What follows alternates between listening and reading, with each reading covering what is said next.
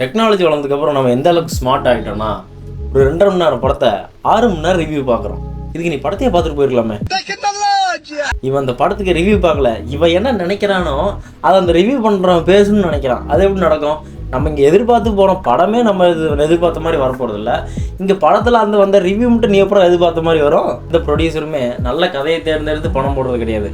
அப்படியே பணம் போட்டாலும் எடுக்கிற டேரக்டர் தான் கதையை நம்பி எடுக்கிறது கிடையாது. சரி, இதெல்லாம் நடந்து படம் வெளியே வந்துச்சுன்னா வர ஃபேன்ஸுமே கதையை எதிர்பார்த்தெல்லாம் வரதில்லை, மூஞ்ச காட்டினா போதும் தான் வராங்க. சினிமா இண்டஸ்ட்ரியே கேம்பிளிங் மாதிரி தான் போயிட்டுருக்கு.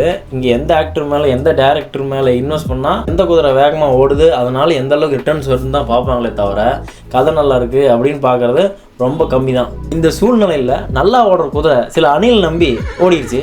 இதெல்லாம் தாண்டி ஒரு நல்ல படம் வந்தாலும் அந்த சீனையும் எங்கே வச்சேன், இந்த கலண்டரையும் எங்கே மாட்டினேன், பெண்களையே நீ இப்படி சித்தரிக்கிற இப்படின்னு சொல்லி கடைசியில் நல்ல படத்தை முடிச்சிருவாங்க. இதுக்கெல்லாம் என்னதான் வழி? மக்கள் எப்படி ஒரு நல்ல கதையை தேர்ந்தெடுத்து பார்க்கறது அப்படின்னா, நீ அந்த ட்ரெய்லர் பார்த்து இம்ப்ரெஸ் ஆகி நீ படத்துக்கு போயிட்டு படத்தில் ஒன்றும் இல்லைனாலும் வெளியே வந்து ஒன்றும் இல்லைன்னு ஒத்துக்கணும். இல்லைன்னா எதுவுமே பேசாமல் கம்முனாச்சும் இருந்துக்கணும். அதை முட்டு கொடுத்து பாட்டு நல்லா இருக்கு, ஃபர்ஸ்ட் ஹாஃப் நல்லா இருக்கு, சினிமாட்டோகிராஃபி நல்லா இருக்கு, காஸ்டியூம் நல்லா இருக்கு, லைட்டிங் நல்லா இருக்கு, கேமரா ஒர்க் நல்லா இருக்கு இப்படின்னு முட்டு கொடுத்துருந்தீங்கன்னா இதையும் திங்கிறாண்டா எல்லா படத்தையும் அள்ளி கொட்டுக்கடா அப்படின்னு ஆரம்பிச்சிருவாங்க. அதனாலதான் இந்த நிலைமையில வந்து நின்றுக்கிறோம். நல்ல படம் ஓடிஞ்சோட வருவான், உட்காருவான், பார்த்துட்டு போயிடுவான், அவ்வளோதான், நல்லா இருந்துச்சு ஓகே அப்படின்ட்டு போயிடுவான்.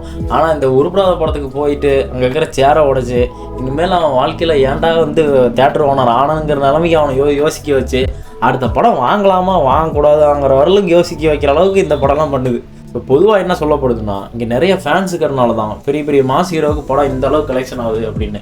ஆனால் நல்ல படம் அமையாத்துக்கு இந்த ஃபேன்ஸுமே ஒரு காரணம் தான். ஆனால் என்ன சொல்ல வரேன்னா, படத்தை படமாக பாருங்கள் தோழர்களே. இல்லை மாறி முட்டு கொடுத்துட்டு தான் இருப்போம் அப்படின்னா டிக்கெட் வாங்கின காசுக்கு தேட்டர் செவத்துல தான் நீங்கள் முட்டிட்டு நிற்கணும். பார்த்துக்கோங்க, முடிஞ்சு போச்சு, அவ்வளோதான்.